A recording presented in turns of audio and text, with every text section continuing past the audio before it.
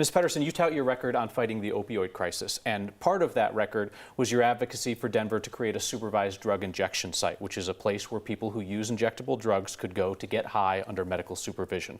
That idea got tremendous public pushback, and even your fellow Democrats abandoned it. Let's listen to what you told me in 2019.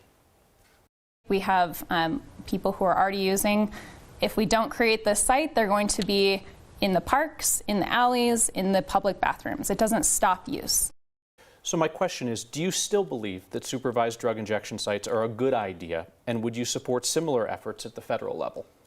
Thank you for the question, Kyle. We know that this is evidence-based. It would save lives. It's irrelevant in this race, but it's something that the doctors, the experts here in Colorado brought as what we can do to prevent overdose deaths when we're in this opioid epidemic and crisis.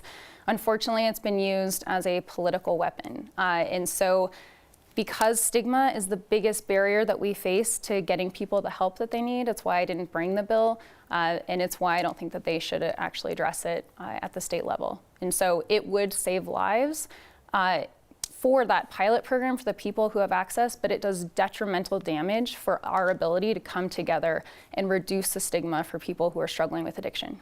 So if I heard you right, you said that it's irrelevant in this race, your previous support for, or your continued support for supervised injection sites? It's not something that it would be relevant at the federal level. And why is that? Because you don't think that the federal government has any role to play in terms of that part of the opioid crisis? Explain that. Yeah, this was something around a state law that would have taken away the rights of, if you had a site like this, that you could actually lose property rights, and it was just addressing that for one pilot program. This is not something that has anything to do with the seat that I'm running for, but it's something that would save lives. Unfortunately, it's been used as a political weapon. Would you support federal funding for supervised injection sites in communities that choose that?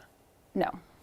Mr. Aadland? Well, that's interesting because President Biden has proposed exactly that same thing, federal funding for clean injection sites and the distribution of drug paraphernalia. So I'm glad to hear that my opponent wouldn't support such a naive proposal, because enabling addiction does not solve the root of this problem. So I wonder what my opponent thinks would solve this opioid epidemic. You know, the fentanyl crisis we're experiencing here in Colorado, especially given that she worked to reduce the penalties for fentanyl distribution from a felony to a misdemeanor. In just a moment, you'll have an opportunity to ask each other a question, so feel free to bring that back up again.